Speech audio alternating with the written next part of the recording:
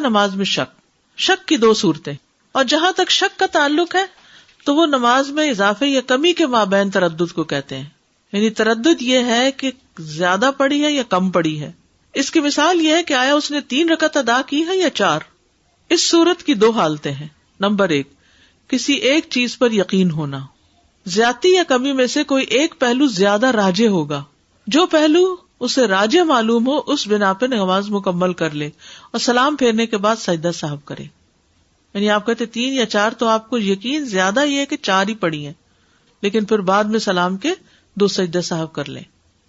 عبداللہ بن مسعود رضی اللہ عنہ سے روایت ہے، انہوں نے کہا کہ نبی صلی اللہ علیہ وسلم نے نماز پڑھائی.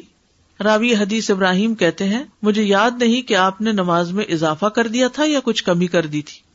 جب آپ نے سلام پھیرا تو عرض کیا اللہ کے رسول کیا نماز کے بارے میں کوئی نیا حکم آ گیا؟ آپ نے فرمایا کیا بات ہے؟ لوگوں نے عرض کیا آپ نے اس قدر نماز پڑھی ہے. ٹھیک ہے، یا زیادہ کر دیا یا کم کر دیا، کچھ گڑبڑ ہو گئی. یہ سن کر آپ نے اپنے دونوں پاؤں موڑے اور قبلہ رخ ہو کر 2 سجدے کر دیے. پھر سلام پھیرا اور ہم سے مخاطب ہو کے فرمایا اگر نماز کے متعلق کوئی نیا حکم آتا تو میں تمہیں ضرور مطلع کرتا، یعنی پڑھانے سے پہلے تمہیں بتاتا کہ اب یہ تبدیلی ہو گئی ہے. لیکن میں بھی تمہاری طرح ایک انسان ہوں، جس طرح تم بھول جاتے ہو میں بھی بھول جاتا ہوں، اس لیے جب میں بھول جاؤں تو مجھے یاد دلا دیا کرو. اور جب تم میں سے کوئی اپنی نماز میں شک کرے تو اسے چاہیے کہ صحیح حالت معلوم کرنے کی کوشش کرے، پھر اسی پر اپنی نماز پوری کر کے سلام پھیر دے، اس کے بعد 2 سجدے کرے. تو شک کی صورت میں کیا ہے؟ شک دور کرے اور یقین کو بنیاد بنا کر نماز پوری کرے اور اس کے بعد 2 سجدے کر لے. ابو سعید رضی اللہ عنہ سے مروی ہے کہ نبی صلی اللہ علیہ وسلم نے فرمایا جب تم میں سے کسی کو اپنی نماز میں شک پڑ جائے تو وہ شک دور کرے اور یقین پر بنیاد رکھے. جب اسے نماز مکمل ہونے کا یقین ہو جائے تو وہ بیٹھے بیٹھے 2 سجدے کر لے. کسی چیز پر یقین نہ ہونے پر یا پھر اس کے نزدیک نقصان اور زیادتی میں سے کوئی بھی راجے نہیں، کوئی سمجھ نہیں آ رہی کہ کیا ہے، تو اسے کم رکعتوں پہ یقین کر لینا چاہیے، اسے بنیاد بنانا چاہیے. بس اس پر وہ اپنی نماز مکمل کرتے ہوئے سلام سے پہلے سجدہ سہو کرے گا.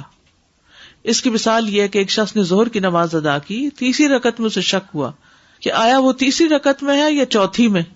3ری میں شک ہوا کہ 3ری میں کہ 4تھی میں، بس وہ 3ری رکعت کو راجح قرار دے کر 1 رکعت مزید ادا کرے گا اور سلام پھیرے گا اور سجدہ سہو کرے گا. ٹھیک ہے، یعنی 4تھی کا یقین نہیں ہے نا، 3ری کا تو ہے. ٹھیک، تو 3ری بنا کے 4تھی مزید پڑے گا. کم پر بنیاد رکھنا اور رکعت پوری کر کے سلام سے پہلے سجدہ کرنا.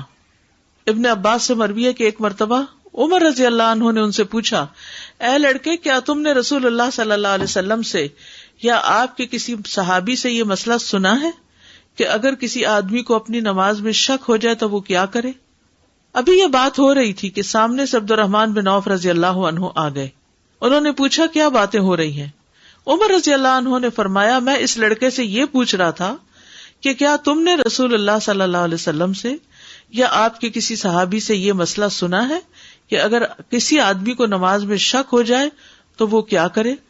عبد الرحمن نے فرمایا میں نے رسول اللہ صلی اللہ علیہ وسلم کو یہ فرماتے ہوئے سنا ہے کہ اگر تم میں سے کسی کو اپنی نماز میں شک ہو جائے اور اسے یاد نہ رہے کہ اس نے 1 رکعت پڑھی ہے یا 2 تو اسے چاہیے کہ وہ اسے 1 شمار کرے.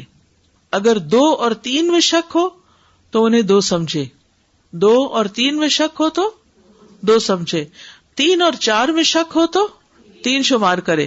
پھر اپنی نماز سے فراغت پا کر سلام پھیرنے سے قبل بیٹھے بیٹھے سہو کے 2 سجدے کر لے. سجدہ سہو کے دیگر احکام. سجدہ سہو نماز کے سجدے کی طرح ہی ہے. سجدہ سہو 2 سجدے ہوتے ہیں، ان کے درمیان بیٹھا جاتا ہے اور اس میں مسنون یہ ہے کہ بائیں پاؤں کے اوپر بیٹھے، اس کے بعد تورک کرے یہاں تک کہ وہ سلام پھیر دے. کیفیت اور ذکر کے لحاظ سے ان 2 سجدوں کی صفت باقی نماز کے سجدوں جیسی ہے.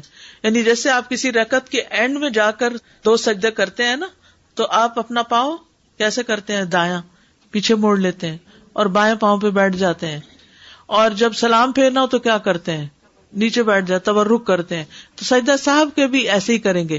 پہلے سجدے کے بعد جب بیٹھیں گے تو پاؤں کھڑا کریں گے، دوسرے سجدے کے بعد جب آپ بیٹھیں گے تو دونوں پاؤں یا تو باہر نکال لیں گے یا پھر ایک کھڑا کر کے دوسرا پاؤں پنڈلی سے نیچے نکال لیں گے. تورک جس کو کہتے ہیں. سجدہ صاحب میں کیا پڑھا جائے؟ سجدہ صاحب کے لیے کوئی خاص دعا مقرر نہیں. اس بنا پر ان کا حکم بھی نماز کے سجدوں کے حکم کے مطابق ہوگا، اور جو دعائیں نماز کے سجدے میں پڑھی جاتی ہیں، مثلا سبحان ربی الاعلی یا کوئی اور دعا، تو وہی پڑھی جائیں گی اس میں بھی، کیونکہ رسول اللہ صلی اللہ علیہ وسلم کا فرمان ہے بندہ اپنے رب کے سب سے زیادہ قریب اس وقت ہوتا ہے جب سجدے کی حالت میں ہو، اس لیے سجدے میں زیادہ سے زیادہ دعا کرو. نماز کے سجدے سے لمبا سجدہ کرنا، بعض لوگ سجدہ صاحب کرتے ہیں تو وہ جلدی جلدی دعا کر لیتے ہیں کہ یہ تو بس ایسے ہی جھونگے میں ہے، تو ذرا لمبا سجدہ کرنا چاہیے. ابو ہریرہ رضی اللہ عنہ سے روایت ہے کہ ایک مرتبہ رسول اللہ صلی اللہ علیہ وسلم نے 2 رکعتوں کے بعد سلام پھیر دیا تو آپ سے ذوالیدین نے کہا، اے اللہ کے رسول، کیا نماز کم ہو گئی ہے یا آپ بھول گئے؟ رسول اللہ صلی اللہ علیہ وسلم نے حاضرین سے پوچھا، کیا ذوالیدین نے ٹھیک کہا؟ لوگوں نے عرض کیا، جی ہاں. تو رسول اللہ صلی اللہ علیہ وسلم کھڑے ہوئے اور مزید 2 رکعتیں ادا کی، پھر سلام پھیرا.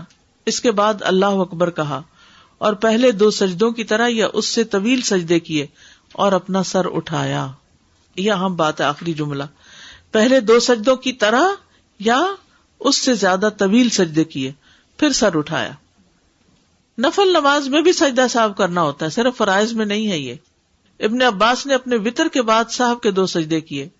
سلام کے بعد اگر گفتگو کر بھی لی تو بھی سجدہ صاحب کر سکتے ہیں. عبداللہ بن مسعود سے روایت ہے کہ نبی صلی اللہ علیہ وسلم نے سلام اور گفتگو کے بعد صاحب کے 2 سجدے کیے. جگہ سے اٹھنے کے بعد بھی واپس آ کر سجدہ صاحب کرنا. عمران بن حسین رضی اللہ عنہ سے روایت ہے کہ رسول اللہ صلی اللہ علیہ وسلم نے عصر کی نماز پڑھائی اور 3 رکعات پر سلام پھیر دیا. پھر اپنے گھر تشریف لے گئے تو ایک آدمی جسے خرباق کہا جاتا تھا اور اس کے ہاتھ لمبے تھے، وہ آپ کی خدمت میں حاضر ہوا اور آپ سے کہا، اللہ کے رسول، آپ سے جو سہو ہو گیا تھا اس کا آپ کے سامنے تذکرہ کیا. یعنی پھر آپ صلی اللہ علیہ وسلم سے جو سہو ہو گیا تھا اس کا تذکرہ کیا، یہ کہہ کے کہ اللہ کے رسول.